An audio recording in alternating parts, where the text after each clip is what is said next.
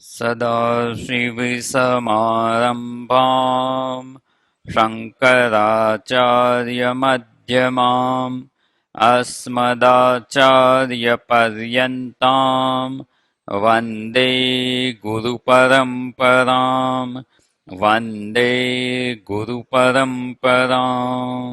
वासुदेवेन्द्रयोगीन्द्रम् नत्वा ज्ञानप्रदं गुरुं मुमुक्षूणां हितार्थाय तत्त्वबोधोऽभिधीयते।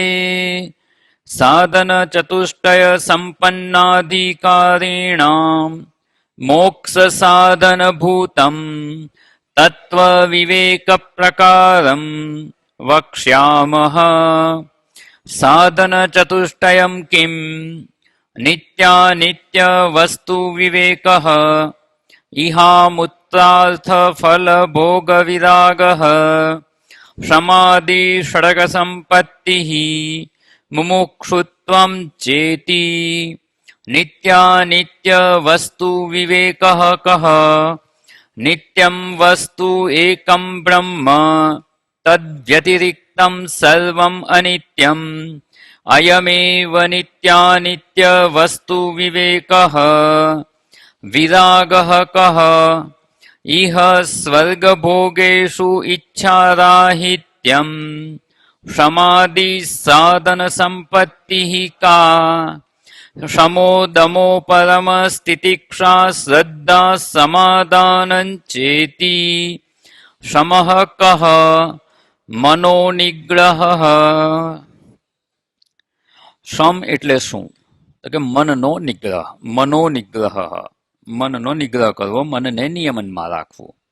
અને એના ઉપર આપણે વિસ્તારપૂર્વક વિચારણા કરી રહ્યા છીએ, કારણ કે આ છે ને જે સંપત્તિમાં ષટ સંપત્તિ કહેવામાં આવે છે, સાધન સંપત્તિ કહેવામાં આવે છે, એમાં મુખ્ય સાધન છે. અંગી કહેવાય એને, જે તો શરીર અંગ છે અને બીજા બધા અંગો છે. બીજા બધા અંગો પણ શરીરના જ ભાગ છે. બીજા બધા અંગોના ગ્રહણથી શરીરનું જ ગ્રહણ થાય છે, છતાં પણ જ્યારે શરીર કહીએ ને ત્યારે એ મુખ્ય થઈ જાય છે. બસ એવી જ રીતે જે 6 સાધન સંપત્તિ કહેવામાં આવે છે એમાં શ્રમને અંગી ગણવામાં આવે છે અને બાકીના 5 છે એને અંગ કહેવામાં આવે છે. એટલે જો આ અંગીનું સારી રીતે ગ્રહણ થયું હશે ને, શ્રમની પ્રાપ્તિ થઈ હશે ને, તો પછીના સાધનો ખૂબ સરળતાથી આપણને પ્રાપ્ત થઈ જશે. એટલે એને આપણે વિસ્તારપૂર્વક સમજવાનો પ્રયત્ન કરી રહ્યા છીએ. અને આપણા જીવનમાં એવો શ્રમ કેવી રીતે આવે, આપણું મન આપણા નિયમનમાં કેવી રીતે રહે, એનું માર્ગદર્શન આપણે શાસ્ત્ર પાસેથી પ્રાપ્ત કરવાનો પ્રયત્ન કરી રહ્યા છીએ. અને એમાં અત્યાર સુધીની ઘણી બધી વિચારણા જોઈ, જે થોડીક વિચારણા બાકી છે એને આપણે સમજવાનો પ્રયત્ન કરીશું. અને આમાં જેટલો સમય લાગે છે ને એટલો સમય પછીના જે સાધનો છે ને એમાં એટલો સમય નહીં લાગે. અને આપણા જીવનમાં પણ એવું છે, જો શ્રમની પ્રાપ્તિ થઈ ગઈ તો બીજા બધા સાધનો ખૂબ સરળતાથી પ્રાપ્ત થઈ જશે. પણ શ્રમની પ્રાપ્તિ થવી એટલી સરળ નથી. જૂના જે સંસ્કારો છે, જૂની ટેવ છે, એ જલ્દી છૂટતી નથી અને નવી ટેવ જલ્દી પડતી પણ નથી. સારી ટેવ પાડવી હોય જલ્દી નથી પડતી, કારણ કે મન જડ છે. એક જ સિદ્ધાંત, મન જળ છે એટલે જડત્વના નિયમ લાગુ પડે છે. અને જડત્વના નિયમ લાગુ પડતા હોય મન પર, તો મન જે દિશામાં ગતિ કરી રહ્યું છે ત્યાંથી જો રોકવાનો પ્રયત્ન કરીએ તો ખૂબ વિશેષ પ્રયત્નની આવશ્યકતા છે, ત્યારે એ મન ત્યાંથી રોકાય.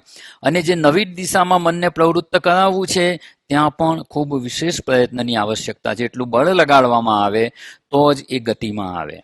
એટલે શાસ્ત્ર વિચારણાથી જ મનને જ્યાં નથી જવા દેવું ત્યાંથી રોકવાનો પ્રયત્ન કરવાનો, અને જ્યાં લગાડવું છે ત્યાં ગતિ આપવા માટે પણ શાસ્ત્ર વિચાર જ એમાં બળ તરીકે ઉપયોગી થઈ શકે એમ છે. એટલે એના માટે આપણે શાસ્ત્રની સમજ પ્રાપ્ત કરવાનો પ્રયત્ન કરી રહ્યા છીએ.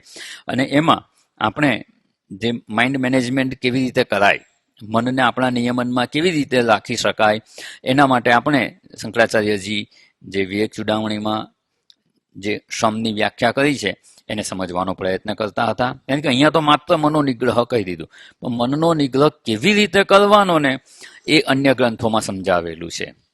વિરજ્ય વિષયવ્રાતા દોષ દ્રષ્ટ્યા મુહુર્મુહુ સ્વલક્ષ્ય નિયતાવસ્થા મનસઃ શમ ઉચ્યતે. એટલે અહીંયા આ જે શ્લોક છે ને આનો વધારે વિચાર એટલા માટે કરી રહ્યા છે કે ઘણા બધા આસ્પેક્ટથી આ શ્લોક આપણને સમજ પ્રદાન કરે છે. જ્યાં મનને નથી જવા દેવું એવા વિષયવ્રાતા વિષયોના સમૂહમાંથી મનને પાછું કેવી રીતે વાળવાનું. એક તો એને પાછું વાળવાનું છે એટલે વિરજ્ય કહ્યું, વૈરાગ્યની પ્રાપ્તિ થવી જોઈએ. અને એ કેવી સમજપૂર્વક આવી શકે તો એના માટે દોષ દર્શન કરવાની કળા અહીંયા આપણે શીખવાની આવશ્યકતા છે. અને એકવાર મન જગતના વિષયોના વિચારોમાં જતું આપણે પાછું લાવીએ તો શું એકવાર પાછું લાવીએ એટલે કાયમ સ્થિર થઈ જાય છે? ના, પૂર્વના સંસ્કારને લીધે વારંવાર જગતના વિષયોમાં પ્રવૃત્ત થઈ જ જતું હોય તો શું કરવાનું? તો એના માટે શંકરાચાર્યજી માર્ગદર્શન આપે છે મુહુર મુહુહુ, વારંવાર પ્રયત્નની આવશ્યકતા છે. દ્રષ્ટાંતમાં આપણે જોઈએ છીએ કે દોરીમાં સાપ દેખાયો અને એકવાર ટોર્ચ લાવીને જોઈ લીધું કે આ તો સાપ નથી, દોરી છે, પછી બીજી વાર એમાં સાપ છે એવી ભ્રાંતિ નથી થતી. પણ અહીં જે આપણે સમજવાનો પ્રયત્ન કરી રહ્યા છે કે જગતના વિષયોમાં વારંવાર સુખ બુદ્ધિ થઈ જાય છે અને મન એમાં પ્રવૃત્ત થઈ જાય છે. તો વારંવાર જો મન પ્રવૃત્ત થતું હોય તો પ્રયત્ન કેટલી વાર કરવાનો? વારંવાર પ્રયત્ન કરવાનો. અને એ અહીંયા આપણને જે માર્ગદર્શન પ્રદાન કરે છે અને જો જે શ્લોકના શબ્દો છે એને સમજવાનો પ્રયત્ન કરીએ તો મુહુર મુહુહુ બંને જગ્યાએ વપરાશે. વિષયવ્રાતા મુહુર મુહુહુ દોષ દ્રષ્ટ્યા વિરજ્ય અને સ્વલક્ષે મનસઃ મુહુર મુહુહુ નિયતાવસ્થા સમહ ઉચ્યતે. આને સમ કે બંને પ્રકારની આવશ્યકતા છે. જ્યાં નથી જવા દેવું ત્યાંથી એને પાછું વાળવાનું અને જ્યાં લઈ જવું છે ત્યાં વારંવાર પ્રયત્ન કરવાનો.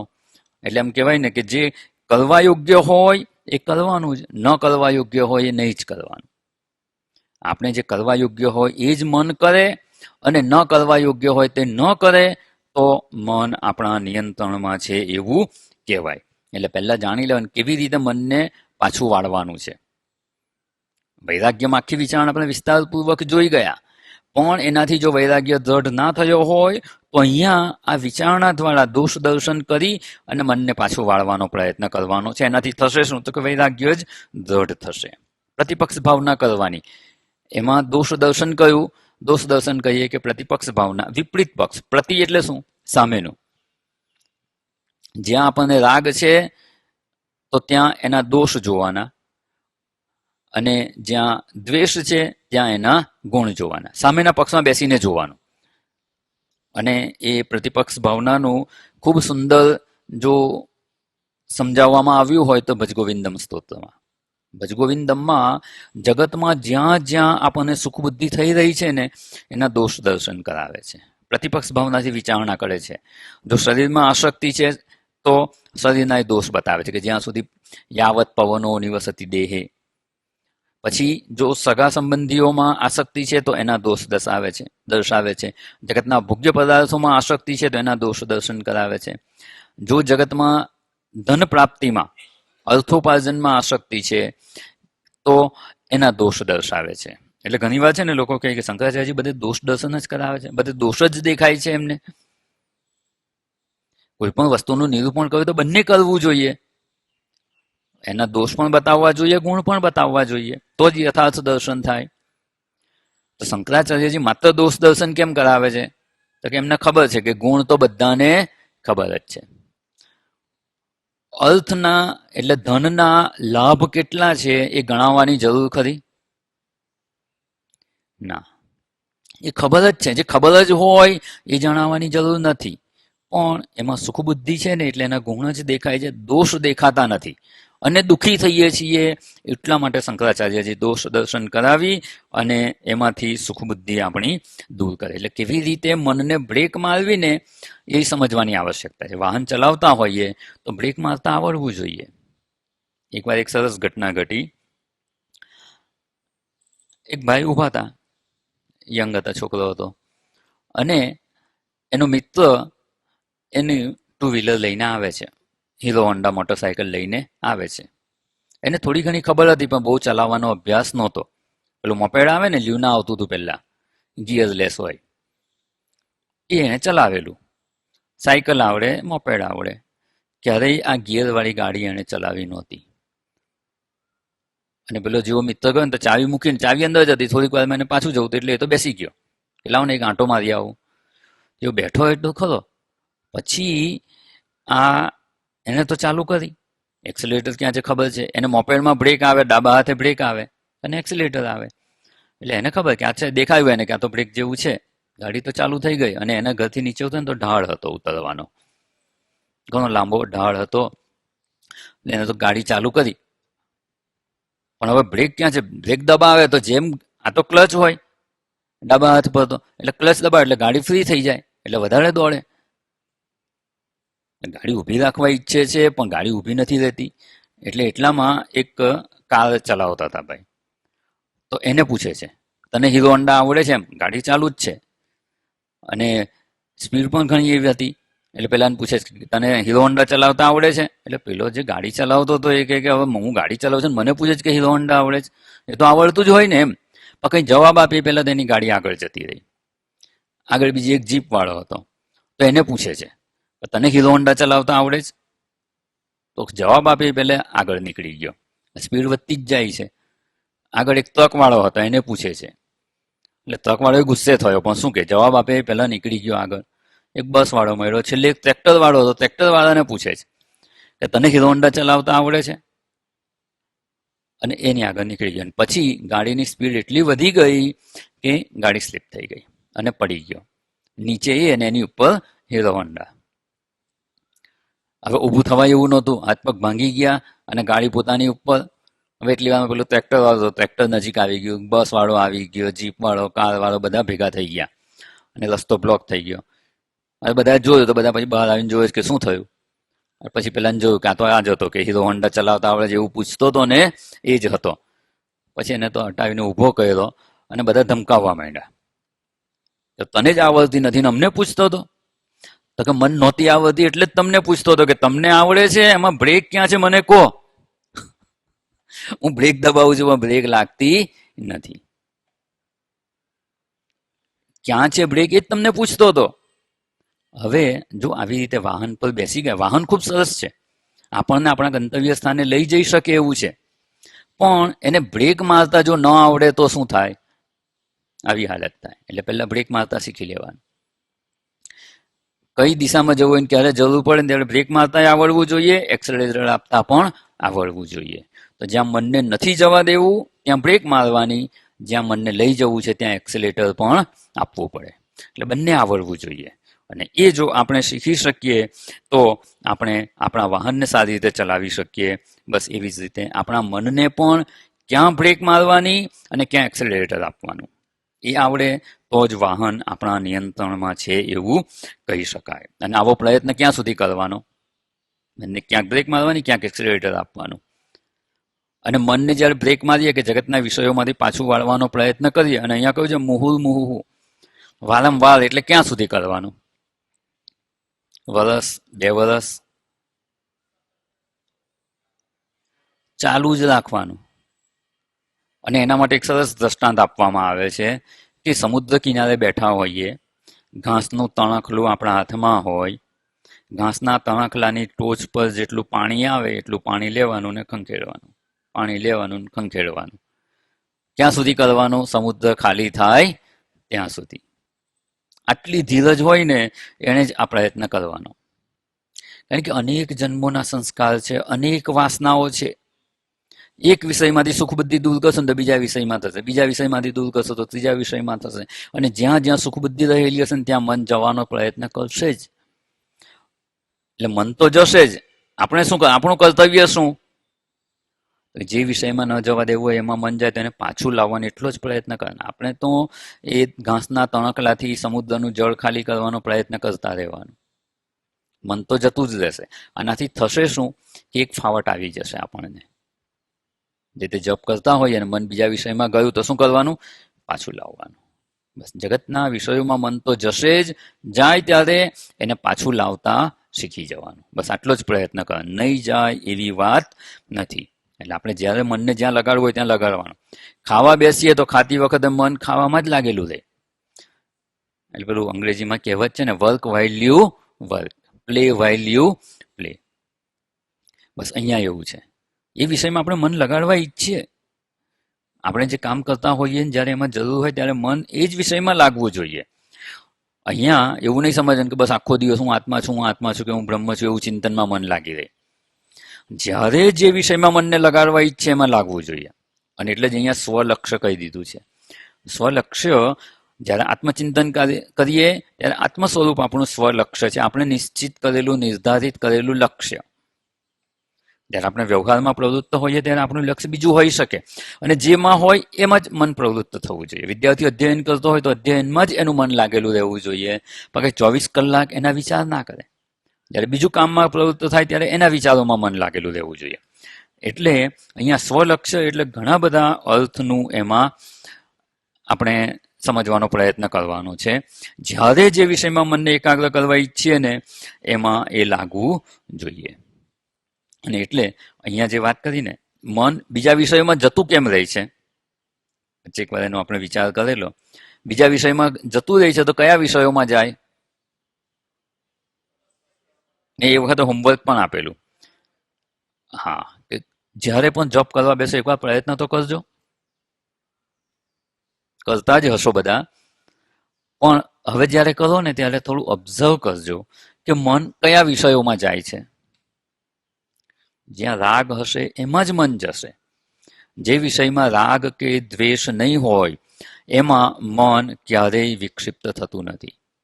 જપ કે ધ્યાન કરીએ ત્યારે જે વિષયોમાં મન જાય છે એને ખાલી ઓબ્ઝર્વ કરશો ને તોય સમજાઈ જશે કે જ્યાં જ્યાં સુખ બુદ્ધિ રહેલી છે એમાં જ મન જાય છે.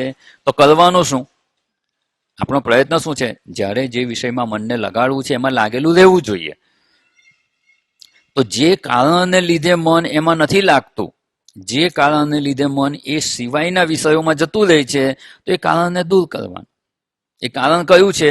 તો કે એમાં રહેલી સુખ બુદ્ધિ, રાગ કે દ્વેષ. જેમાં રાગ કે દ્વેષ છે કે સુખ બુદ્ધિ છે એમાં મન જતું રહે છે અને આપણા સ્વલક્ષમાં નથી લાગતું. તો જ્યાં જાય છે ત્યાંથી પાછું વાળવાની ટેકનિક શું છે? પ્રયત્ન કરતા રહે, પાછું આવો પાછું આવો, પણ મન જતું જ રહે છે. ફરી ન જાય એના માટે શું કરવાનું? તો કે એમાંથી સુખ બુદ્ધિ છોડી દો, નહીં જાય. જો ટેકફુલી કરવામાં આવે ને તો એ સરળતાથી થઈ શકે એમ છે. એટલે અહીંયા જે વિષયોમાં મન જતું રહે છે એમાં સુખ બુદ્ધિ છોડી દેવાની. સુખ બુદ્ધિ છોડી દેવાની અર્થાત કે એમાં મહત્વ નહીં આપવાનું. સુખ બુદ્ધિ છે અર્થાત શું? એને મહત્વ છે, એને વેલ્યુ આપીએ છીએ. હવે એક દ્રષ્ટાંતમાં જો કે કોલસો છે અને હીરો છે, આ બેમાં મહત્વ છે એનું? હે?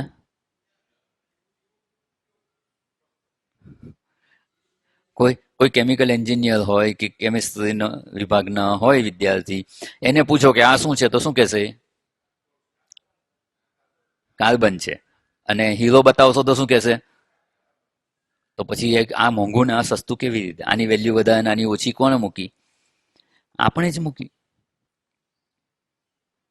આપણે અહીંયા પાણી સસ્તું છે અને પેટ્રોલ મોંઘું છે. કેટલાક દેશ એવા છે કે જ્યાં પેટ્રોલ સસ્તું છે ને તો કયું સસ્તું ને કયું મોંઘું? આપણે જેને વધારે વેલ્યુ મૂકીએ છીએ એમાં મન આપણું સુખ બુદ્ધિ. હીરામાં આપણને સુખ બુદ્ધિ છે વધારે, એની વેલ્યુ વધારે, એટલે આપણું મન જ એમાં એની વેલ્યુ મૂકે છે. વેલ્યુ એડિશન થાય છે એટલે એનું મહત્વ વધી જાય છે. એમાં મન આસક્ત થાય છે. હીરો પડેલો હશે તો એને પ્રાપ્ત કરવાનું મન થશે, અને કોલસો હશે તો છે બંને કાર્બન જ. પેલામાં મન જતું નથી કારણ કે એમાં સુખ બુદ્ધિ નથી, ખૂબ પ્રમાણમાં ઉપલબ્ધ છે, એનું કોઈ વિશેષ મહત્વ રહેતું નથી. પણ જગતમાં જ્યાં જ્યાં સુખ બુદ્ધિ મૂકી હશે ને ત્યાં મન આપણું રાગપૂર્વક કે આસક્તિપૂર્વક ખેંચાઈ જશે. અને એવું ન થાય એટલે એમાં મૂકેલી વેલ્યુ છોડવાની. વેલ્યુ છોડવા માટે શું કરવાનું? સુખ બુદ્ધિ છોડી દેવાની. એમાં દોષ દર્શન કરી અને સુખ બુદ્ધિ છોડવાનો પ્રયત્ન કરવાનો. વસ્તુ નથી છોડવાની. ખૂબ સ્પષ્ટતાથી સમજી લેવાનું. વસ્તુનો ઉપયોગ છે એ તો રહેશે જ, એના જે ગુણધર્મ છે એ તો રહેશે જ. માત્ર આપણે જે સુખ બુદ્ધિ મૂકી છે ને એ સુખ બુદ્ધિ જ છોડવાની છે. વૈરાગ્યમાં એ જ વાત જો, ઈહ સ્વર્ગ ભોગેશું સુખેચ્છા રાહિત્યમ. એ મને સુખી કરશે ને એવી બુદ્ધિ છોડી દેવાની. અને એના માટે આપણે જે વિચારણા કરતા હતા એમાં આ સાધન પંચકમ છે જે સ્તોત્ર, એમાં પણ આ વાત ખૂબ સ્પષ્ટ જણાવી છે. 6થું સાધન છે એમાં ભવ સુખે દોષોનું સંધીયતા. ભવ સુખ એટલે સંસારના સુખમાં કે સંસારના વિષયોમાં જો સુખ બુદ્ધિ પૂર્વક મન જતું હોય તો શું કરવાનું? દોષનું અનુસંધાન કરવાનું. જ્યારે એમને બેઠા હોઈએ ત્યારે વિચાર કરવાનો કે એમાં સુખ રહેલું નથી, એને દોષ જોવાના. જેમાં આસક્તિ છે, રાગ છે, એમાં દોષ જોવાના. જેમાં દ્વેષ થતો, બંને થાય છે, રાગ પણ થાય છે અને દ્વેષ પણ થાય છે. રાગ છે એની પ્રાપ્તિના પ્રયત્નમાં પ્રવૃત્તિ કરાવે છે, દ્વેષ છે એનાથી છૂટવાના પ્રયત્નમાં પ્રવૃત્તિ કરાવે છે. એટલે બંને છોડવાના છે. દ્વેષ છે તો એમાં ગુણ જોવાના. જેવી રીતે ડાયાબિટીસ થયો હોય, ડાયાબિટીસના દર્દી હોય અને મીઠાઈમાં ખૂબ રાગ હોય તો શું કરવાનું? એના દોષ જોવાના. ભાઈ એના ખાવાથી શું થશે? તો કે ડાયાબિટીસ વધી જશે, સુગર વધી જશે. સુગર વધશે એટલે કિડની ખરાબ કરશે, ગ્લુકોમાનો પ્રોબ્લેમ આવી શકે, આંખ ખરાબ થાય, હાર્ટ પ્રોબ્લેમ આવે, બીજા અનેક રોગો થઈ શકે. એ એના દોષ જોયા. પણ એની ફાંકી ખાવાની હોય તો કે કડવી લાગે. તો કડવી લાગે તો એના દોષ. એમાં જે આપણને દ્વેષ છે, નથી ગમતી, તો શું કરવાનું? ગુણ જોવાના કે એનાથી મને ફાયદો થશે, ગ્લુકોઝ કંટ્રોલમાં રહેશે, તો મારા બીજા અંગો પણ બગડશે નહીં અને મારું સ્વાસ્થ્ય સારું રહેશે. જ્યાં દોષ છે, જ્યાં દ્વેષ છે ત્યાં ગુણ જોવાના, જ્યાં રાગ છે ત્યાં એના દોષ જોવાના. અને ભગવદ્ ગીતાના 12મા અધ્યાયમાં ભગવાને પણ કહ્યું છે, જન્મ મૃત્યુ જરા વ્યાધિ દુઃખ દોષાનું દર્શનમ. જન્મ અવસ્થા, મૃત્યુ, જરા અવસ્થા, વ્યાધિ, અર્થાત કે જીવનની બધી જ અવસ્થા અને બધી જ પરિસ્થિતિમાં આપણે દુઃખ દોષ અનુદર્શન પછી વિચારણા કરી અને આ નિશ્ચય કરવાનો. મનમાં એકવાર એમાં આકર્ષણ ઉત્પન્ન થાય, રાગ થાય, મન જો એમાં જતું રહીને તો એને પાછું લાવી અને પુનઃ ન જાય એટલે વિચારણા કરવાની. એટલે એને અનુદર્શન કહ્યું. જો મન જવાનો પ્રયત્ન કરે એ જ વખતે તમે એને રોકી શકો તો એ દર્શન થઈ ગયું. અહીંયા શું કહ્યું છે? અનુદર્શન.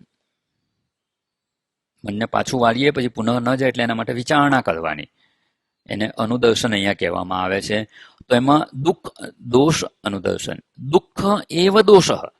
આમાં દોષ શું છે? જગતના પદાર્થોમાં દોષ શું છે? ધારો કે એના દોષનો વિચાર કરવાનો. દોષ શું છે એમાં? તો કે એ દુઃખરૂપ છે ને એ જ એનો દોષ છે. દુઃખરૂપતા એ જ દોષ છે. અને જે ભગવાનના શબ્દો હતા આપણે આગળ જોયું હતું, અનિત્યમ અસુખમ ઇમમ લોકમ પ્રાપ્ય ભજસ્વ મામ. એ શ્લોકમાં પણ શું કહ્યું? અસુખમ, સુખ નથી, એ દુઃખરૂપ જ છે. અને એમાં દુઃખરૂપતાનું દર્શન કરવું એ જ દોષ છે. એટલે દુઃખ હોવું ને, દુઃખરૂપ હોવું એ જ દોષ છે. એટલે દુઃખ એવ દોષ. તો એમાં દુઃખનું દર્શન કરવું, એમાં દોષનું દર્શન કરવું, અને એ દોષ દર્શન દ્વારા મનને જગતના વિષયોમાંથી પાછું વાળવું, એવું મનનું નિયમન એને શમ કહેવામાં આવે છે. એટલે વિષયોનું બિલકુલ ગ્રહણ નહીં થાય એવું નથી. હલકા દોષ દર્શન કરે, વિષયોનું ગ્રહણ નહીં કરવાનું, પણ સાથે સમજવાનું સુખબુદ્ધિપૂર્વક ગ્રહણ નહીં કરવાનું. વિષયોનું ગ્રહણ નહીં કરવાનું એવું જ્યારે કહેવામાં આવે ને, ત્યારે વિષયોનું સુખબુદ્ધિપૂર્વક ગ્રહણ નથી કરવાનું. વિષયોનું ગ્રહણ તો થશે જ. ધારો કે તમે જાગો છો, આંખો ખુલ્લી છે, જગતના પદાર્થોનું દર્શન થશે કે નહીં? કેમ અહીંયા કહ્યું ને શ્રમ કરવાનું, મનનો નિગ્રહ કરવાનું, વિષયોનું દર્શન નહીં કર. વિષયોમાં સુખબુદ્ધિપૂર્વક દર્શન નહીં કરવાનું, બાકી વિષયોનું દર્શન તો થશે જ. જેવી રીતે રથ છે એમાં સારથી છે, સારથીના હાથમાં લગામ છે, લગામથી ઘોડા નિયંત્રણમાં રાખવાનો પ્રયત્ન કરે છે. અને રસ્તા છે તો જો રથ ચાલતો હોય તો ઘોડા છે એ રસ્તા પર તો આગળ વધશે જ. ઘોડા છે રસ્તા પર ચાલશે જ અને તો પ્રગતિ પણ થશે. અને લગામ છે, લગામ ઘોડાને પર લાગેલી પણ છે. બસ એવી જ રીતે આપણે જાગ્રત અવસ્થામાં છીએ, આપણી પાસે મન છે, આપણા ઇન્દ્રિયો છે, સામે વિષયો છે. એટલે ઇન્દ્રિયો વિષયોમાં જશે, વિષયોનું ગ્રહણ કરશે, મન પણ એની પાછળ જશે, નહીં જાય એવું નથી. નહીં તો આપણો વ્યવહાર જ નહીં ચાલે. આંખ દ્વારા રૂપ જોઈશું, એનો વિચાર પણ થશે, મન પણ એમાં જશે, પણ શરત શું છે? સુખબુદ્ધિપૂર્વક નહીં જવાનું. કોઈ પણ વિષયનું ગ્રહણ સુખબુદ્ધિપૂર્વક થવું જોઈએ નહીં. એટલે માત્ર સુખેચ્છા છોડવાની છે. ખૂબ સરસ છે, થોડુંક જ છોડવાનું છે. આખું જગત કંઈ આપણે છોડવાનું નથી, બધું છૂટશે નહીં. એક નાનકડું કામ કરવાનું છે, નાનકડો સુધારો કરવાનો છે. આપણું કર્તવ્ય થતું હોય, કર્મો કરીએ, આપણા જીવન વ્યવહારના કર્મો કરીએ, કોઈ કર્મો નથી બદલાતા. જે જીવન જીવી રહ્યા છીએ એ જ કર્મો કરવાના. પણ અત્યાર સુધી શું થતું હતું? સુખબુદ્ધિપૂર્વક પ્રવૃત્ત થતા હતા. આ કરીએ એટલે સુખ થાય. પણ માત્ર એ સુખબુદ્ધિ છોડી દઈએ તો શ્રમની પ્રાપ્તિ થઈ ગઈ. હવે સુખબુદ્ધિ છૂટી ગઈ એટલે હવે કેવા કર્મો થશે? તો કે જે આપણા માટે ધર્મ હશે, ધર્મ કર્તવ્ય થતું હશે એ જ કરીશું. સુખબુદ્ધિ નથી તો જે અકર્તવ્ય હશે એ શું કામ કરવા જઈએ? અધર્મનું આચરણ એનાથી શેના માટે થાય? અધર્મનું આચરણ ક્યારે થાય છે? જે કર્તવ્ય નથી તો એ કરવા જોઈએ. અધર્મનું આચરણ થાય, ન કરવા યોગ્ય હોય એ કરવા માંડીએ. કેમ? એમાં સુખબુદ્ધિ રહેલી છે, રાગ દ્વેષ રહેલા છે, તો જ એવું થાય. એટલે એ સુખબુદ્ધિ છોડવી એ જ અહીંયા કહેવામાં આવે છે કે સમહ મનોનિગ્રહ, મનનો નિગ્રહ, મનનું નિયમન. જે વિષયમાં ન ઈચ્છે એમાંથી મન પાછું વળવું જોઈએ, તેમાંથી સુખબુદ્ધિ છૂટે તો જ આપણું મન એમાંથી પાછું વળે. એટલે અહીંયા દોષ દર્શન કે પ્રતિપક્ષ ભાવનાની આપણે વિચારણા જોઈ, અને એ કરવાથી આપણું મન સહેલાઈથી આપણે નિયંત્રણમાં લાવી શકીએ. આ કર્તવ્ય હોય તો ચોક્કસ કરવાનું, કર્તવ્ય બુદ્ધિથી ચોક્કસ પ્રવૃત્ત થવાનું, પણ સુખબુદ્ધિથી પ્રવૃત્ત થવાનું નહીં તો અધર્મનું આચરણ થઈ જશે.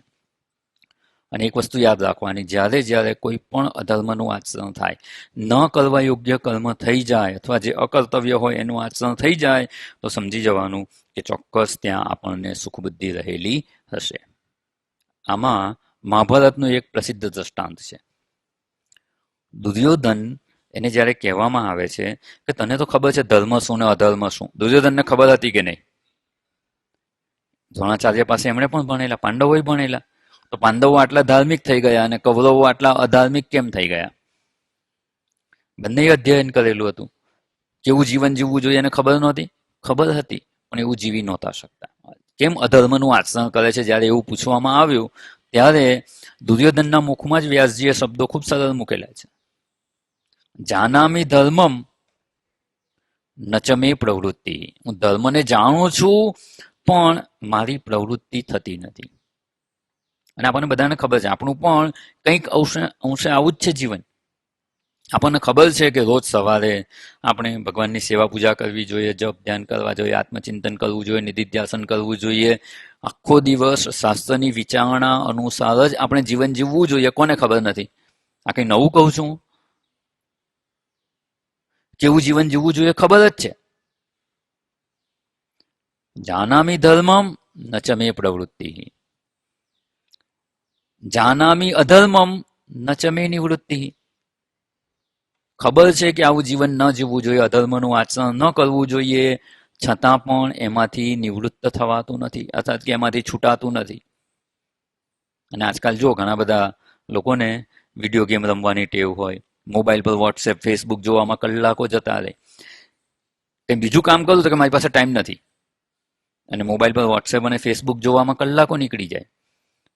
યુટ્યુબ પર જોવામાં કલાકો જતા રહે છે. ટીવી પર સિરિયલો જોવામાં જીવનનો સમય જાય છે. એ ન કરવું જોઈએ. જો સમય નથી, જે ખાસ કરવું છે એના માટે સમય નથી, તો આ બધો સમય ક્યાંથી આવે છે? પણ એમાંથી મન પાછું વળતું નથી. થોડીક વાર, 5 મિનિટ, 10 મિનિટ. છોકરાઓને એવું હોય, વિડીયો મોબાઈલમાં ગેમ રમવી હોય, અને મમ્મી પપ્પા ના પાડે તો કે નહીં 5 મિનિટ રમી લો, 5 મિનિટ રમી લો. 5 મિનિટનો અડધો કલાક કલાક થઈ જાય. એને ખબર છે કે ભણવું જોઈએ, પણ ભણવામાં મન જતું નથી. અને આ ન કરવું જોઈએ એ કરવાનું મન થઈ જાય છે. કેમ એવું થાય છે? અને એવું આપણા જીવનમાં આપણે જોતા હોઈશું કે જો આપણે જે કરવું છે એ કરવામાં જો જીવનનો સમય આપીએ ને તો ચોક્કસ આપણી પ્રગતિ થાય. પણ જે કરવું જોઈએ એમાં આપણી પ્રવૃત્તિ થતી નથી. કંઈક ને કંઈક બહાનું કાઢીને છૂટી જાય છે, અને ન કરવાના કામમાં ઘણો બધો આપણો સમય વીતી જાય છે. અને એવું નથી કે ખબર નથી, જીવન ખૂબ અમૂલ્ય છે. મનુષ્યત્વમ મુમુક્ષુત્વમ મહાપુરુષ સંશ્રય. આ તો બહુ દુર્લભ છે. મનુષ્ય જીવન પ્રાપ્ત થયું છે, ઈશ્વર કૃપાથી પ્રાપ્ત થયું છે. ખબર નથી કે પાછું ક્યારે મળશે. આવું અમૂલ્ય મનુષ્ય જીવન પણ કેટલાય દિવસ દરમિયાન તમે લિસ્ટ બનાવશો ને તો ખબર પડશે કે કેટલો જીવનનો સમય મેં આત્મકલ્યાણમાં ઉપયોગ થાય એવી રીતે વાપર્યો. એક દિવસ તો પ્રયત્ન કરજો. સવારે ઉઠીએ ત્યાંથી સાંજે સૂઈ જઈએ ત્યાં સુધી 18-20 કલાકનો જે સમય છે એમાં કેટલો સમય ક્યાં વપરાય છે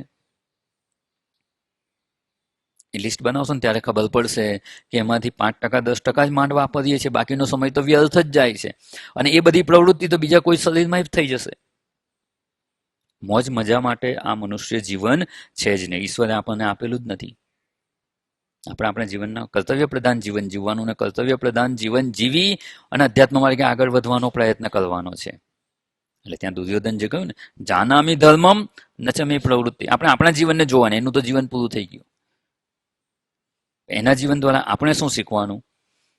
જાનામી ધર્મમ નચમે પ્રવૃત્તિ, જાનામી અધર્મમ નચમે નિવૃત્તિ. તો આવું કેમ થાય છે? તો કે કેનાપી દેવેન હૃદય સ્થિતેન, મારા હૃદયમાં મનમાં કંઈક એવું છે, યથા નિયુક્તોસ્મી તથા કરોમી, એ મને જેવી પ્રેરણા કરે ને એવું હું જીવન જીવું છું. એટલે આપણું જીવન કોને આધારે છે? આપણા મનમાં જે ઈચ્છાઓ વાસનાઓ છે ને એનાથી દોરવાઈને જીવન જીવીએ છીએ. આપણું મન જે બાજુ લઈ જાય ને એ પ્રમાણે જીવન જીવીએ છીએ. વાસ્તવમાં આપણે મનને લઈ જવાનું છે. મન આપણી ઈચ્છા પ્રમાણે ચાલવું જોઈએ. અને થાય છે શું? મનને જ્યાં ગમે ત્યાં આપણા જીવનને લઈ જાય છે. એક સરસ આમાં દ્રષ્ટાંત કહેવામાં આવે છે કે સાયકલ શીખવાની હોય ને, સાયકલ તો આવડતી જ હશે ને બધાને. આ બધા વાહન છે, સાયકલ હોય, મોપેડ હોય, મોટરસાયકલ હોય કે ગાડી હોય, આ બધામાં શીખવાનું સૌથી અઘરું શું? જે સૌથી નાનામાં નાનું વાહન સાયકલ, એ સૌથી અઘરું લાગે અને અઘરું જ છે. સાયકલ શીખતા કેટલી વાર પડી જાય. અને એવું કહેવાય ખાસ, જે શીખતો હોય ને એ પડી જાય ને એટલે શું કહે ને, કઈ નહીં, એ તો પડી જવાય, વાંધો નહીં, પડ્યા વગર કોઈ શીખ્યું નથી. એમ સાંભળ્યું હશે આ વાક્ય. સાયકલ પરથી પડે નહીં ત્યાં સુધી સાયકલ આવડે નહીં. એમ કોઈને મોટરસાયકલમાં એવું નથી કહેતા કે પડવું જોઈએ, કારણ કે એમાં પડે ને તો પગ જ ભાંગે. સાયકલ પર પગ ના ભાંગે જલ્દી, એમાં પડવાની શક્યતા ઓછી. અને ફોર વ્હીલરમાં એમાં તો પડવાની શક્યતા જ નથી. એટલે બીજું બધું શીખવું સહેલું છે. સાયકલ કેવી છે? શીખવી અઘરી છે.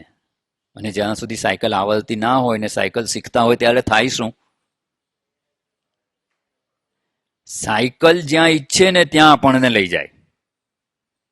સાયકલ ચલાવતા હોય તો સીધી ચાલે ખરી? શીખતા હોય ત્યારે ના, આમ તેમ ગમે તેમ ચાલે અને કેટલી વાર જઈને ખાડામાં પડે. સાયકલ શીખતા હોઈએ ત્યારે શું થાય છે? સાયકલ આપણા નિયંત્રણમાં નથી. એ જ્યાં ઈચ્છે ત્યાં ચાલકને લઈ જાય છે અને ગમે ત્યારે આપણને પાડે છે. અને એમ કરતા કરતા સાયકલ શીખી જઈએ પછી સાયકલ એવી વાંકી ચૂકી ચાલે. કેવી ચાલે? સીધી ચાલે. પછી આપણને પાડે? ના પાડે. ક્યાં લઈ જાય? જ્યાં આપણે જવું હોય ત્યાં. પહેલા શું થતું હતું? એને જ્યાં જવું હોય ત્યાં જતી હતી સાયકલ. પછી તો બે હાથ છોડીને ચલાવે. સાયકલ આવડી જાય પછી આટલી બધું જ થઈ શકે, પણ ના આવડતી હોય તો ખાડામાં નાખે આપણને. એને જ્યાં જવું હોય ત્યાં લઈ જાય. ત્યારે ખબર ના પડે કે આપણે સાયકલ ચલાવીએ છીએ કે સાયકલ આપણને ચલાવે છે. શીખતા હોઈએ ત્યારે એવી હાલત હોય. ચાલક કોણ છે? નિયંત્રક કોણ? ચીજ એને લઈ જાય એનો નિયામક કહેવાય ને, એના નિયંત્રક કહેવાય. સાયકલ આપણે શીખતા હોઈએ અને સાયકલ આપણને પાડે, આપણને ખાડામાં લઈ જાય તો કોણ? નિયંત્રક કોણ? સાયકલ. અને આવડી જાય પછી આપણે. બસ અહીંયા પણ એવું જ છે. અત્યારે મન આપણને જ્યાં ઈચ્છે ત્યાં લઈ જાય છે. આપણે જે કરવું છે એ નથી કરવા દેતું. આપણે ઈચ્છીએ છીએ કે જપ કરવા છે, આત્મચિંતન કરવું છે, જગતના વિષયોમાં નથી જવું. શું મન આપણને એવું કરવા દે છે? શું કરે છે? આપણે એને લઈ જઈએ છીએ કે એ આપણને લઈ જાય છે? એ આપણને લઈ જાય છે. એનો અર્થ કે આપણને હજુ મનને નિયમનમાં રાખતા આવડતું નથી. આપણને હજુ સાયકલ ચલાવતા આવડતું નથી. મનને સાયકલ જ સમજવાની. જો નહીં આવડે ને એને ચલાવતા તો ખાડામાં લઈ જશે. અને જ્યાં સુધી આપણે મનને ઓબ્ઝર્વ કરતા રહીને એવું લાગે ને કે મન આપણી ઈચ્છા નથી છતાં આપણને પરાણે ધસડી જાય છે, લઈ જાય છે, તો સમજી લેવાનું કે આપણે હજુ મનના નિયમનની આવશ્યકતા છે અને સજાગતા પૂર્વક એવો પ્રયત્ન કરવાનો. નહીં તો દુર્યોધન જેવી હાલત થાય. બધું જ ખબર છે છતાં અધર્મમય જીવન થઈ ગયું. ધર્મ માર્ગે જીવન નથી જીવી શકાતું. અહીંયા આપણે ધર્મ માર્ગે તો જીવન જીવીએ જ છીએ, પણ મોક્ષ માર્ગે જીવન જીવવાનું છે. એનાથી એક આગલા સ્ટેપની વિચારણા. મોક્ષ માર્ગે જીવન જીવવું છે એ નથી જીવી શકાતું. ધર્મ માર્ગે તો જીવન જીવીએ જ છીએ. કારણ કે આવા સત્સંગમાં વેદાંતનું અધ્યયન કરનાર હોય એટલે અધર્મનું આચરણ કરતા હોય એવું તો માનવાને કોઈ કારણ નથી, એવી તો કોઈ સંશય નથી. ધર્મ માર્ગે તો જીવન જીવીએ જ છીએ, પણ મોક્ષ માર્ગે જીવન નથી જીવાતું. અને પરાણે જગતમાં લઈ જાય છે. તો એવા મનને બ્રેક મારતા શીખવાનું, એવા મનને સ્વચ્છંદી જીવન ન થઈ જાય એટલા માટે મનનું નિયમન કરવાનો પ્રયત્ન કરવાનો, નહીં તો સ્વચ્છંદી જીવન થાય. આ સાયકલ આપણને પરાણે લઈ જાય અને પાડે તો શું કહેવાય? સાયકલ સ્વચ્છંદી કહેવાય. આપણને ગમે ત્યાં લઈ જાય છે. અને નિયમનમાં ક્યારે કહેવાય? આપણે ઈચ્છીએ એમ ચાલે. એટલે સ્વચ્છંદી મન હશે ને તો પોતાને જ્યાં જવું હશે ત્યાં લઈ જશે અને દુર્યોધન જેવું જીવન થઈ જાય. એનું મન સ્વચ્છંદી હતું, મનમાં જે ઈચ્છા વાસના ઉત્પન્ન થાય એવું કરે. શાસ્ત્ર શું કહે છે કે મારે કેવું કરવું જોઈએ એ નથી વિચારતા. ધર્મના આચરણ નથી કરતા, અધર્મનું આચરણ કરે છે. એટલે એવું જીવન થતું હોય તો થોડોક વિચારણા કરી અને મન આપણા નિયમનમાં કેવી રીતે રહે એવો પ્રયત્ન કરવાનો. બાકી મન જેમ ઈચ્છે એમ જીવન જીવવું હોય તો એના માટે તો અન્ય ઘણા શરીરો છે. બીજા શરીરોમાં શું કરવાનું? ધારો કે ગધેડો છે, એને એવી ઈચ્છા થાય કે મારે લાત મારવી છે, શું કરશે? ભલે ને એનો માલિક પાછળ હોય મારી દેશે, પછી ભલે દફણા ખાય. પણ જેમ મન થાય એમ જીવન જીવવું હોય, મોજ મજા કરવા માટેનું જીવન તો અન્ય શરીરો છે જ. મનુષ્ય જીવન મોજ મજા માટે નથી. આપણા જે લક્ષ્ય છે સ્વલક્ષ્યની પ્રાપ્તિ માટે જીવન જીવવું એને જ મનુષ્ય જીવન કહેવાય. બાકી મન ફાવે તેમ જીવવા માટે તો ઈશ્વર આપણને બીજા શરીરો આપશે જ. આ શરીર છૂટી જાય પછી કેટલા શરીરો મળશે?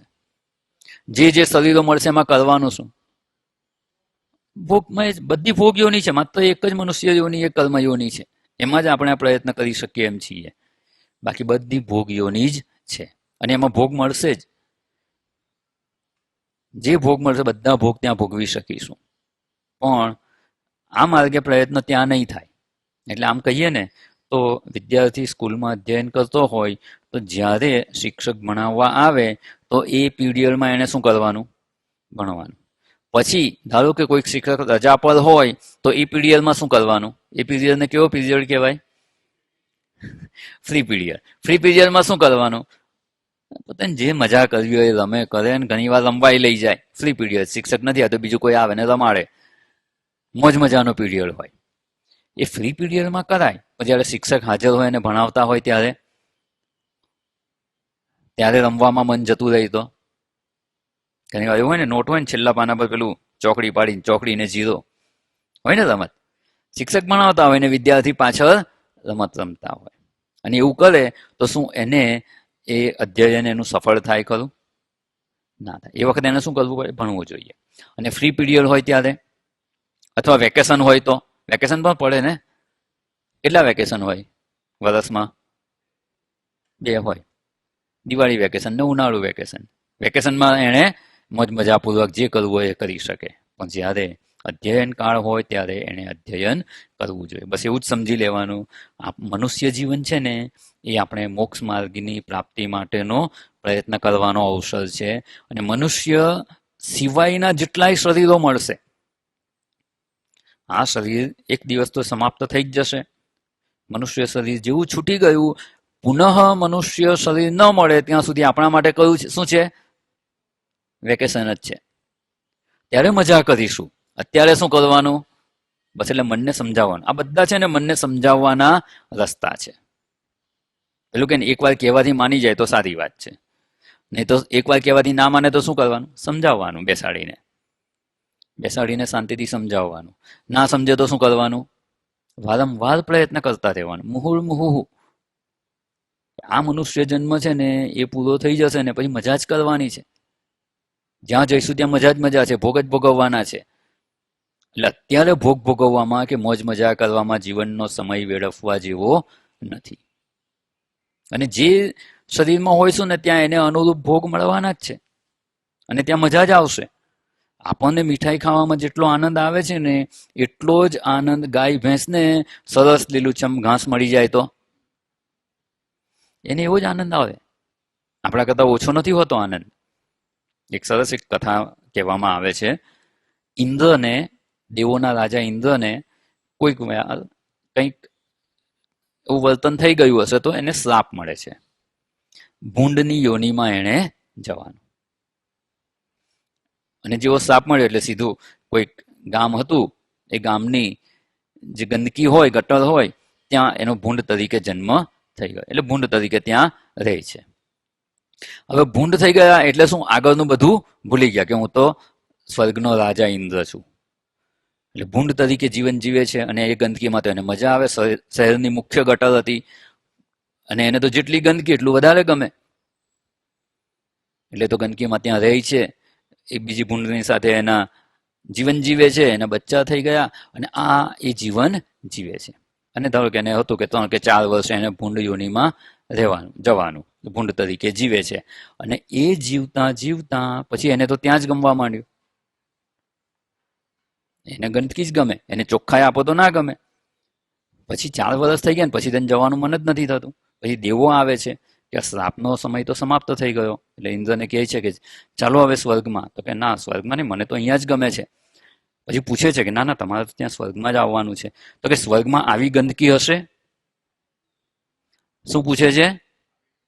આવી ગંદકી સ્વર્ગમાં હશે? તો કે ના ના, સામાન્ય લોકોના ઘરમાં આવી ગંદકી ના હોય. તો સ્વર્ગમાં તો ક્યાંથી હોય? તો કે તમારે નથી આવવું. એને ગંદકીમાં જ સુખ અનુભવાય છે.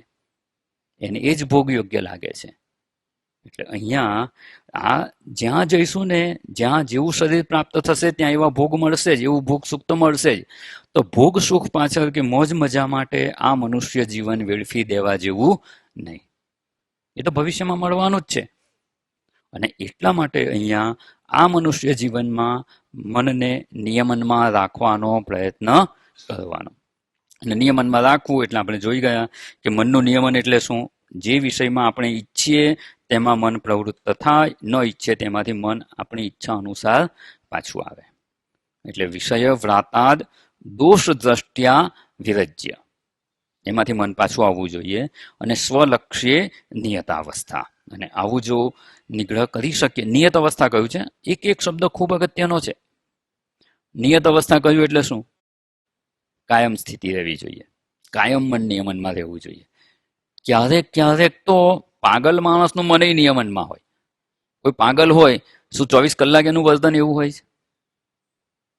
થોડોક સમય તો પાગલ માણસનું મન પણ નિયમનમાં હોય છે.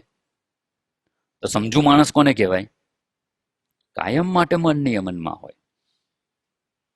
એક દાદા હતા, એમને ડાયાબિટીસ થઈ ગયો. ડાયાબિટીસ અને આઉટ ઓફ કંટ્રોલ જેવું જ હતું. એમ ગમે ત્યારે વધી જાય, 300-400 થઈ જાય. પણ મીઠાઈ ખાવાની બહુ ઈચ્છા થાય. ઘરવાળા ખાવા દે ખરા? ખાવા ના દે. કંઈ પણ હોય તો કે મને આપો ને, તો કે ના, તમારી તબિયત બગડશે, સુગર વધી જશે, એમ કરીને આપે. 2 વાર 4 વાર. દાદાએ પોતે સમજે કે હા, મારી તબિયત બગડે, હું શું કામ હું ખાઉં? મનને મનાવી લે. 2 વાર 4 વાર મનાવે. પછી 5મી વાર ફ્રીજ ખોલીને ગુલાબજાંબુ ખાઈ લે. અને એવું અહીંયા શિબિરમાં મળે, ઘણી વાર એવું થાય. શિબિરમાં મહાપ્રસાદ હોય ને મીઠાઈ બનાવી હોય તો ઘરે તો ખાવા ના દેતું હોય કોઈ. અહીંયા કોઈ રોકનાર હોય? એટલે જે મહિનાઓનો કોટા હોય ને અઠવાડિયામાં પૂરો થઈ જાય. કેમ? શું ખબર નથી કે આ મારા માટે નુકસાનકારક છે? ખબર છે. 2-4 વાર મનને સમજાવે પણ ખરા, ત્યાં સુધી તો માની જાય. 5મી વારમાં મન ના માને. એટલે ક્યારેક ક્યારેક તો મન આપણા નિયંત્રણમાં રહે જ છે. આ શાસ્ત્ર ખબર નથી ને એનું મન પણ રહે જ છે નિયંત્રણમાં, પણ કાયમ નથી રહેતું. અને કાયમ નથી રહેતું એવું તો એના માટે અહીંયા આપણે વિચારણા કરવાની, એના દોષ જોવાના અને મનને નિયમનમાં રાખવાનો પ્રયત્ન કરવાનો. એને શ્રમ કહેવામાં આવે છે. અને એટલે અહીંયા મુહુહુ કહ્યું છે. વારંવાર આવો પ્રયત્ન કરતા રહેવાનું. અને વારંવાર જો આવો પ્રયત્ન કરીએ અને મન આપણા નિયંત્રણમાં રહે તો શ્રમની પ્રાપ્તિ થઈ છે એવું કહેવાય. અને ક્યારેક દમની પણ આવશ્યકતા પડશે. દમ આપણે પાછળ જોવાના જ છીએ. ધારો કે આ ભોગ્ય પદાર્થમાં મન જતું રહેતું હોય તો શું કરવાનું? ક્યારેક એ પદાર્થો છોડી દેવાથી પણ જો મન એનાથી મુક્ત થઈ શકતું હોય ને તો ક્યારેક એવો પ્રયત્ન પણ કરી શકાય. ઇન્દ્રિયોનો નિગ્રહ. આમ તો સમજપૂર્વક જ મન રોકાઈ જવું જોઈએ. સુખબુદ્ધિપૂર્વક પ્રવૃત્ત ના થવું જોઈએ. ભલે વિષયોનું ગ્રહણ થાય પણ સુખબુદ્ધિ ના હોય તો શ્રમની પ્રાપ્તિ થઈ ગઈ. શ્રમ એટલો દ્રઢ ના થયો હોય તો દમનો પણ સહારો લેવાનો. ખાવામાં કે ભોજનમાં ખૂબ આસક્તિ હોય, ખૂબ રાગ હોય અને એ જો ન છૂટતું હોય તો શું કરવાનું? ક્યારેક અગિયારસ કે ઉપવાસ પણ કરવાના અને મનને નિયમનમાં રાખવાનો પ્રયત્ન કરવાનો. અને એના માટે ધીમે ધીમે નાની નાની વાતથી શરૂઆત કરવાની. નાના નાના નિશ્ચયો કરવાના. 8 વાગે ઉઠતા હોય તો સીધો એવો નિશ્ચય નહીં કરવાનો કે કાલથી હું 5 વાગે ઉઠી જઈશ, અને એવો પ્રયત્ન કરે તો એમાં જલ્દી સફળ ના થવાય. ક્યારેય ધ્યાન કરવા ના બેસતા હોય ને એવું કે મારે તો આજે 3 કલાક ધ્યાન કરવું છે, રવિવાર રજા છે ને, સવારે 5 વાગ્યાથી બેસી જઈશ, 8 વાગ્યા સુધી ધ્યાન કરવું છે. શું થઈ શકે? ના. થોડો થોડો સમય, થોડી થોડી શરૂઆત કરવાની. અને એવી રીતે 3 મિનિટની શરૂઆત કરે કે 3 મિનિટ મારે ધ્યાન કરવું છે, 3 મિનિટ હું આત્મચિંતન કરીશ. તો મન સરળતાથી એમાં સાથ આપે, કારણ કે મનને ખબર છે કે 3 મિનિટ પછી મને છોડી દેશે. તો મન સરળતાથી નિયમનમાં આવે. એટલે અહીંયા એવો પ્રયત્ન કરવાનો. અને સ્વલક્ષ્ય જે શબ્દ કહ્યું છે ને, સ્વલક્ષ્ય નિયતાવસ્થા, એટલે અહીંયા તો આ સ્વ એટલે આત્મ સ્વરૂપમાં આપણે મનને એકાગ્ર કરવું એ અર્થ લઈએ છીએ, કારણ કે મોક્ષ પ્રાપ્તિ માટે આત્મ સ્વરૂપમાં મનને પરોવવું અનિવાર્ય છે, આત્મચિંતન અનિવાર્ય છે. પણ અહીંયા માત્ર સ્વલક્ષ્ય કહ્યું એટલે જો વ્યવહારિક ક્ષેત્રમાં પણ, કારણ કે 24 કલાક એ ના કરી શકે તો શું, જે વ્યવહારિક કાર્યમાં આપણે જોડાયેલા હોઈએ ને, જે કંઈ આપણું કર્તવ્ય થતું હોય કે જે કંઈ કરવાનું હોય ને, ત્યારે એ સમયે એ આપણું સ્વલક્ષ્ય છે. તો મન એમાં જેમાં પ્રવૃત્ત થયા હોઈએ એમાં મન બીજા વિક્ષેપ રહિત એકાગ્ર થઈ શકે એવો પ્રયત્ન કરવાનો. વિદ્યાર્થી હોય તો અધ્યયન કરે, કોઈ કામ ધંધો કરતા હોઈએ તો એમાં મન એકાગ્ર હોવું જોઈએ. રસોઈ બનાવતા હોય તો એમાં એકાગ્રતાપૂર્વક કરવું જોઈએ. ધારો કે એમાં એકાગ્ર ના હોય ને બીજે મન જતું રહે, પછી ખબર ના રહે કે મીઠું નાખ્યું છે કે નહીં, તો શું થાય? અને ભૂલમાં નથી નાખ્યું એમ સમજીને બીજી વાર નાખી દે તો રસોઈ બગડે. એટલે બધે જ મન નિયમનમાં રહે એવી જ્યારે જે કરતા હોઈએ એમાં મન એકાગ્ર થવું જોઈએ. એમાંથી બીજા વિષયમાં મન જાય તો આપણે આપણા કાર્ય યોગ્ય રીતે કરી શકીએ નહીં. પોતાનો કામ ધંધો કરતા હોય, રસોઈ કરતા હોય, જે કંઈ કામ કરતા હોય, પછી એનાથી આગળ વધીને આપણે ઈષ્ટદેવની સેવા પૂજા કરતા હોઈએ. વર્ષોનો અભ્યાસ હોય એટલે સેવા પૂજા તો થઈ જાય, પણ મન કેવો હોય? બીજા વિચારોમાં જતું રહે. જો એવું થાય તો સેવા પૂજા પણ યોગ્ય રીતે થઈ શકે નહીં. પછી એનાથી આગળ વધીને જપ કરીએ, સગુણ ઈશ્વરનું ધ્યાન કરીએ, આપણા જે ઈષ્ટદેવ હોય એનું ધ્યાન કરવાનો પ્રયત્ન કરીએ, જે આપણે અધ્યયન કરેલું છે એને યાદ કરવાનો પ્રયત્ન કરીએ, કે છેલ્લે નિધિધ્યાસન કરવાનો પ્રયત્ન કરતા હોઈએ ત્યારે જ્યારે જે પ્રયત્ન કરીએ ને એમાં મન આપણને સાથ આપવું જોઈએ. તો મન નિયમનમાં છે. જે રીતે સાયકલ આપણા નિયમનમાં છે એટલે શું, સાયકલ લઈને આપણે આપણી ઓફિસે જવું હોય તોય જઈ શકીએ, મંદિરે જવું હોય તો મંદિરે જઈ શકાય, સ્ટેશન જવું હોય તો સ્ટેશન જઈ શકાય. જ્યાં જવું હોય ત્યાં આપણને મન સાયકલ લઈ જાય તો સાયકલ આપણા નિયમનમાં છે એવું કહેવાય. એ રીતે મન દ્વારા આપણે જે પણ ચિંતન કરવા, વિચારણા કરવા ઈચ્છીએ એમાં મન જો આપણને સાથ આપે તો મન આપણા નિયમનમાં છે એવું કહેવાય. આ અઘરું ચોક્કસ છે. આના પર આટલી વિસ્તારપૂર્વક વિચારણા શા માટે કરી રહ્યા છીએ? જો એકદમ સરળ હોત તો 10 મિનિટ આ વિચારણા કરીને આગળ જતા હોત. પણ આ એટલું અગત્યનું સાધન છે અને એટલું સરળ નથી. એટલા માટે આપણે એને વિસ્તારપૂર્વક સમજવાનો પ્રયત્ન કરી રહ્યા છીએ. અને ભગવદ્ ગીતામાં અર્જુને પણ આ જ વાત કહી, ચંચલમ હિ મનઃ કૃષ્ણ પ્રમાથી બલવદ દ્રઢમ તસ્યાહમ નિગ્રહમ મન્યે વાયોરીવ સુદુષ્કરમ. મન કેવું છે? તો કે ચંચળ છે. ખાલી ચંચળ છે એવું નહીં, શું કીધું? પ્રમાથી છે, મથી નાખનાર છે, જબરજસ્તીથી આપણને આપણા વિચારણામાંથી ખેંચી જાય. આત્મચિંતન કરવા બેઠા ને ત્યાંથી વિષય ચિંતનમાં ખેંચી જાય, પ્રમથન છે. પછી બળવાન છે, ધારો કે આપણને ખેંચી જતો હોય પણ આપણા કરતા નબળું હોય તો આપણને ના ખેંચી જાય.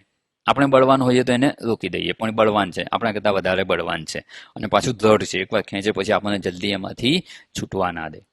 ચાર વિશેષણો આપણે, ચંચળ છે, પ્રમથન કરનાર છે, પરાણે ખેંચી જનાર છે, પરાણે ખેંચી પાછું બળવાન પણ છે, અને એકવાર ખેંચી જાય પછી દ્રઢતાથી આપણને એમાં પકડી રાખે એમ છે. તો એવા મનને તસ્ય નિગ્રહમ અહમ મન્યે કેવું છે? તો કે વાયુ ઈવ સુદુષ્કરમ, વાયુને મુઠ્ઠીમાં પકડવા જેવું દુષ્કર કાર્ય છે. તો ભગવાને શું કહ્યું? ના એવું નથી, બહુ સહેલું છે એવું કીધું ભગવાને. અસંશયમ મહાબાહો મનો દુર્નિગ્રહમ ચલમ મન ચંચળ છે, એનો નિગ્રહ કરવો ખૂબ મુશ્કેલ છે. દુર્નિગ્રહ આવું મન છે જેમાં કોઈ સંશય નથી, પણ અસંભવ નથી. એનો ઉપાય ભગવાને જણાવ્યો. અભ્યાસ એ ન તો કૌંતેય વૈરાગ્યેણ ચ ગૃહ્યતે. હવે અહીંયા જે અભ્યાસની વાત કરીને, વારંવાર અભ્યાસ કરવાનો, પણ શેનો? વૈરાગ્યનો. સાચી વિચારણા પૂર્વક મનને નિયમનમાં રાખવાનો અભ્યાસ કરવાનો, એને જ અહીંયા આપણે સમજવાનો પ્રયત્ન કરી રહ્યા છીએ. વિષય વ્રાતાદ મુહુહુ મુહુહુ દોષ દ્રષ્ટ્યા વિરજ્ય. વારંવાર એવા પ્રયત્નની આવશ્યકતા છે જે ભગવાને કહ્યું, અભ્યાસ કરવાનો. અભ્યાસ અને વૈરાગ્ય દ્વારા મનને આપણે નિયમનમાં લાવી શકીએ તેમ છીએ. અને આ એક જ સાધન છે, ખૂબ અગત્યનું છે. જો આપણે જોયું કે બુઠ્ઠી તલવાર લઈ અને એક જ સાધન હોય, અને એ પણ જો બુઠ્ઠી તલવાર હોય તો યુદ્ધ ના જીતી શકીએ. મેં એક વાર આવું કહ્યું તો કે હવે તલવારથી લડવાના જમાના ગયા. હવે શું છે? બધું રોકેટ અને બધું એવા બધા શસ્ત્રો થઈ ગયા છે. તો એમાં પણ સજાગ તો રહેવું જ પડે. કે બધું ક્યાંક ને ક્યાંક તો પાવરથી ચાલતું હોય. ઓફિસમાં બેઠા બેઠા બટન દબાવીએ અને એ શસ્ત્ર જો આપણે ઉપયોગ કરતા હોઈએ તો શું હોય? બેટરી હોય, કંઈક તો હોય ને પાવર. એમને એમ તો ના જ ચાલે. હવે બેટરી ચાર્જ કરવાની રહી ગઈ તો એ તલવાર ઘસવાની રહી ગઈ, એની સામે જો તમે શંકા કરતા હોય કે આજકાલ તો શસ્ત્રો બદલાઈ ગયા છે, તેમાં બીજી વસ્તુમાં સજાગ રહેવું પડે. યુપીએસ નો પાવર હોય, પણ યુપીએસ ચાર્જ કરવાનું જ રહી ગયું તો, બેટરી ચાર્જ કરવાની જ રહી ગઈ તો ના ચાલે. એ તો તલવાર ઘસીને ધારદાર હોવી જોઈએ. એવી રીતે અહીંયા પણ જ્યાં જેની જરૂર હોય એ આપણું સાધન યોગ્ય હોવું જોઈએ. અહીંયા આપણા માટે એક જ સાધન છે, મન, અને એ મન આપણા નિયમનમાં હોવું ખૂબ જરૂરી છે. જો અનિયંત્રિત મન હોય કે સ્વચ્છંદી મન હોય ને, તો એ આપણને ઉપયોગી થવા કરતાં નુકસાન વધારે કરે. એટલે ઘણીવાર કોઈ સાધન હોય ને, આવું શસ્ત્ર હોય, ગમે તેના હાથમાં ના અપાય. નાનું બાળક હોય ને ચપ્પુ માંગે તો આપીએ આપણે? કેમ ના અપાય? પોતાને નુકસાન કરે કે બીજાને વગાડી દે. બસ એવી જ રીતે જો અનિયંત્રિત કે સ્વચ્છંદી મન હોય ને, તો એ સમાજમાં તો ઉત્પાત મચાવે, બીજા લોકોને હેરાન કરે અને આપણને પણ પતનમાં લઈ જાય. આપણને આપણા લક્ષ્યમાંથી ચ્યુત કરાવી અને જગતની વિચારણામાં, જગતના વિષયોમાં ખેંચી જાય. એટલે એવું ના થાય ને, એટલે મન નિયમનમાં હોવું આવશ્યક છે. જો અનિયંત્રિત મન હોય ને, તો આમ કહીએ ને આજની ભાષામાં આતંકવાદી જેવું છે. મનને જ આતંકવાદી કહેવાય. આતંકવાદી શું કરે છે? આપણને શાંતિથી જીવવા જ નથી દેતો. એ રીતે મન પણ આપણે જે સુખ શાંતિની પ્રાપ્તિ કરવી છે, આત્મચિંતન કરવું છે, એવું આપણને ઉપયોગી થતું નથી. એટલે શું કરવાનું? મનને નિયમનમાં રાખવાનું. જો અપરિપક્વ મન હોય કે સ્વચ્છંદી મન હોય તો એ આપણા માટે નુકસાનકારક થાય છે. અધ્યાત્મ માર્ગે આપણને પતન કરાવનારું થઈ જાય છે. એટલે અહીંયા એવા આતંકવાદી જેવા મનને નિયમનમાં રાખવા માટે કમાન્ડોઝ જોઈએ. એમને આપણા નિયંત્રણમાં રહે આતંકવાદી? આતંકવાદીને નિયમનમાં રાખવા હોય તો શું કરવા પડે? એટીએસના કમાન્ડોઝ જોઈએ. એવી રીતે અહીંયા પણ આ જે શાસ્ત્રના વિચારો છે ને, શાસ્ત્રની સમજ છે ને, એ જ આપણા માટે કમાન્ડો છે. આપણે ગેટ પર જ મૂકી દેવાના. જ્યારે આપણા મનમાં કોઈ પણ એવો વિચાર આવે કે જે આપણને અધ્યાત્મ માર્ગે લઈ જનાર ના હોય, ત્યારે આ શાસ્ત્રની આ વિચારણાના કમાન્ડોઝથી જ એને કંટ્રોલમાં કરવાના. એ વિષયોમાં મન ન જાય એના માટે આ વિચારણા કરી લેવાની કે એ મને સુખી કરી શકે એમ નથી, એ મારા માટે નુકસાનકારક છે. એમાં દુઃખ દોષનું દર્શન કરવાનું, દોષ દર્શન પ્રતિપક્ષ ભાવના દ્વારા વિચારણા કરી અને મનને એમાંથી પાછા વાળવાનો પ્રયત્ન કરવાનો. અને એવું કરીએ તો એ ચોક્કસ આપણા માટે મન સહાયક થઈ જાય. મન આપણા નિયમનમાં છે એવું કહેવાય. અને એવું નિયંત્રિત મન આપણને ઉપયોગી થાય. છેલ્લો એક સરસ વિચાર કરી લઈએ કે જેતે આ મન આપણા માટે ઉપયોગી છે, નિયમનમાં હોય તો ઉપયોગી છે. જેતે રસોઈ બનાવતા હોય ને, રસોઈમાં બધા મસાલા હોય. આ મીઠું છે, બરાબર? મીઠું જો નિયમિત એટલે નિયમનમાં રહી અને વાપરવામાં આવે, કંટ્રોલ મીઠું, કે આ વસ્તુ બનાવી છે તેમાં આટલું મીઠું જોઈએ, તમે એટલું જ જો નાખો તો રસોઈ કેવી બને? પણ અનિયંત્રિત નાખો તો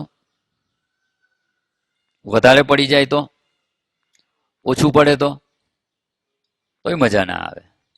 એટલે ઘણી વાર છે ને અમુક લોકો કે આ મીઠું શબ્દ તો આપણે ગુજરાતી ભાષાનો છે ને,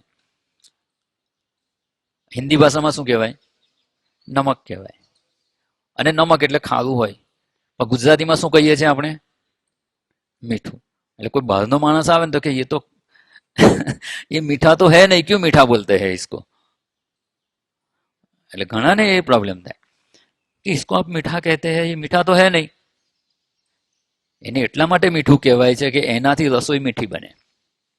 એનું પ્રમાણ સહેજ પણ બદલાઈ જાય ને, જો આપણા શું કહેવાય કે આપણા કંટ્રોલમાં ના હોય ને મીઠું નાખવાનું, અને વધઘટ પડી ગયું તો રસોઈ બગડે. બસ એવી રીતે મન પણ જો આપણા નિયમનમાં ના હોય ને તો એ આપણું જીવન બગાડી કાઢે. પેલી તો રસોઈ બગડે, આ શું બગાડે? જીવન બગાડે. આખું મનુષ્ય જીવન બગડી ગયું. ને એકવાર જો આ મનુષ્ય જીવન વ્યર્થ ગયું, પુનઃ ક્યારે આવું મનુષ્ય જીવન મળશે ને એ ખબર નથી. અને એટલા માટે આપણે મન આપણા નિયંત્રણમાં રહે એવો પ્રયત્ન કરવાનો. અને નિયંત્રિત મન આપણને જીવનમાં અધ્યાત્મ માર્ગે આગળ વધવામાં ઉપયોગી થાય છે. એક સરસ છેલ્લે આપણે જોઈએ કે વાહનની વિચારણા જોઈ હતી આપણે. આજે વાહન ચલાવતા હોઈએ ને, વાહન ચલાવવામાં વાહન નિયમનમાં રાખવા માટે શું જોઈએ આપણે? કેટલી વસ્તુ હોય છે? બ્રેક હોય અને એક્સેલેરેટર હોય. બે રીતે નિયમનમાં રહે. સ્ટીયરિંગ તો બરાબર છે, રસ્તા પરથી ઉતરી ના જાય ને આગળ પાછળ અડી ના જાય. જો બ્રેક અને એક્સેલેરેટર બંને આપણા કંટ્રોલમાં હોય તો વાહન ચાલે. અને બંનેને કંટ્રોલ ગિયર કહેવામાં આવે છે. ખાલી બ્રેક એટલે જ કંટ્રોલ થાય એવું નથી. હા, એટલે વ્હીકલ જો આપણે ગંતવ્ય સ્થાને સુખરૂપ પહોંચવું હોય ને તો આપણા કંટ્રોલમાં હોવું જરૂરી છે. Vehicle should be under our control, whatever it may be, fast or slow. ઘણી વાર તો ધીમું ચાલતું હોય ને પણ વાહન આપણા કંટ્રોલમાં ના હોય એવું બની શકે. ને ઘણી વાર ફાસ્ટ ચલાવતા હોઈએ છતાં વાહન આપણા કંટ્રોલમાં હોય. જ્યારે ઈચ્છે ત્યારે બ્રેક મારી શકીએ, રોકી શકીએ, ઈચ્છે ત્યારે ચલાવી શકીએ. એટલે જ્યારે ઓવરટેક કરવી હોય તો તમે વાહનને કેવી રીતે કંટ્રોલ કરો? બ્રેક મારીને? ના. ઓવરટેક કરવી હોય તો કંટ્રોલ ગિયર શું છે? એક્સેલેરેટર છે. જેટલા પ્રમાણમાં તમે એક્સેલેરેટર આપો છો કે જેથી આ ગાડી આગલી ગાડી છે એના કરતાં આગળ નીકળે, સામેથી ગાડી આવતી હોય એના પહેલા આપણે આપણી લાઈનમાં આવી જઈએ. while overtaking, accelerator is our control gear. અને જ્યારે એમ થાય થોડુંક આગળ વધે કે હવે ઓવરટેક થઈ શકે એમ નથી, એટલો સમય નથી, સામેથી વાહન આવી જાય છે, તો શું કરવાનું? બ્રેક મારવી પડે. while slow down, brake is control gear. બંને કંટ્રોલ ગિયર જ છે, બંનેથી વાહન કંટ્રોલ થાય છે. તો અહીંયા આ જે એક્સેલેરેટર અને બ્રેક બંને કંટ્રોલ ગિયર છે. ક્યારે શું વાપરવું ને એ આપણે નક્કી કરવાનું છે. વિષય વ્રાતા દોષ દ્રષ્ટ્યા વિરજ્ય એટલે બ્રેક મારો. સ્વલક્ષ્ય નિયતાવસ્થા એક્સેલેરેટર આપો. બંને કંટ્રોલ ગિયર છે અને બંને વસ્તુ આ શ્લોકમાં જણાવવામાં આવી છે. વિષયોના સમૂહમાં મન જાય છે તો બ્રેક મારો.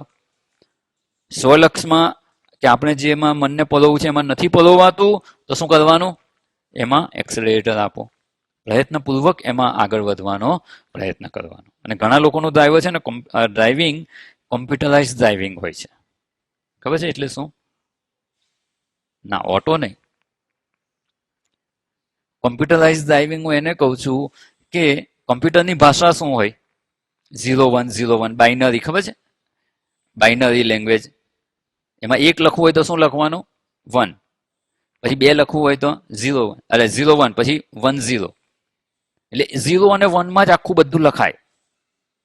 એને બાઇનરી કહેવાય. 0 અને 1 બાઇનરી એટલે બે જ વસ્તુ હોય. 0 એટલે 0, પછી 1 એટલે 1, પછી 2 લખવું હોય તો 1 ની પછી 0 લગાવી દેવાનું.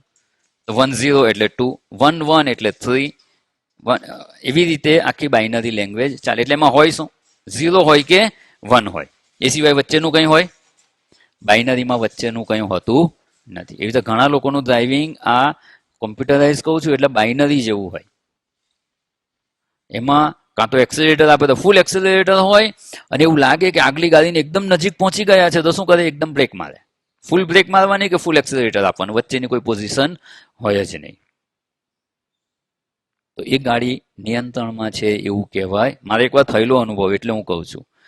ગુરુ પૂર્ણિમા પર એના 2-4 દિવસ પહેલા મારે મુંબઈ જવાનું થયું હતું, મુંબઈથી આવતા હતા અને એ ગુરુ પૂર્ણિમામાં આગલે દિવસે આવવાના હતા, એટલે એમની સાથે મારે આવવાનું હતું.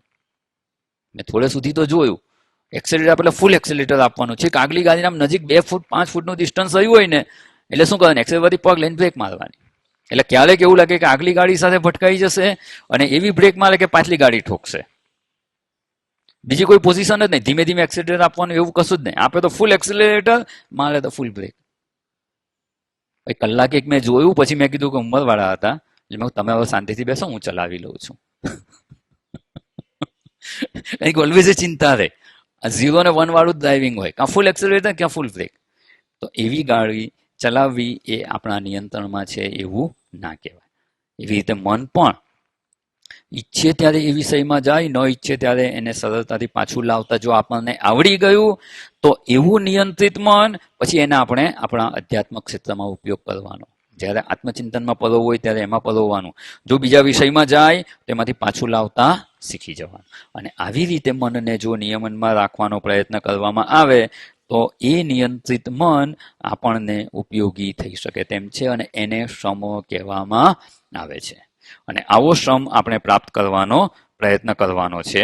અને એવો જો આપણે શ્રમ પ્રાપ્ત કરી શકીશું તો ચોક્કસ આપણે આ સાધન સંપત્તિનું પહેલું સાધન જે છે એ સાધન આપણે પ્રાપ્ત કર્યું છે એવું કહી શકાય. અને એની જે વિસ્તારપૂર્વક આપણે વિચારણા જોઈ, એને આત્મસાત કરવાનો પ્રયત્ન કરવાનો. જીવનમાં જ્યારે પણ મન અનિચ્છિત વિષયમાં જતું રહે, જેમાં આપણે ન ઈચ્છતા હોય એવા વિષયમાં જતું રહે, તો ત્યાંથી એને પાછું લાવવાનો પ્રયત્ન કરવાનો. કેવી રીતે કરવાનો? તો કે દોષ દર્શન કરી અને મનને પાછું લાવવાનું. અને એવું નિયંત્રિત મન હશે તો એ આપણને ઉપયોગી થઈ શકશે. અને એવું મન આપણને પ્રાપ્ત થાય એવી પરમેશ્વરને પ્રાર્થના કરવાની. અને હવે જે વિસ્તારપૂર્વક આપણે વિચારણા કરી છે એને જીવનમાં આપણે આત્મસાત કરવાનો પ્રયત્ન કરવાનો.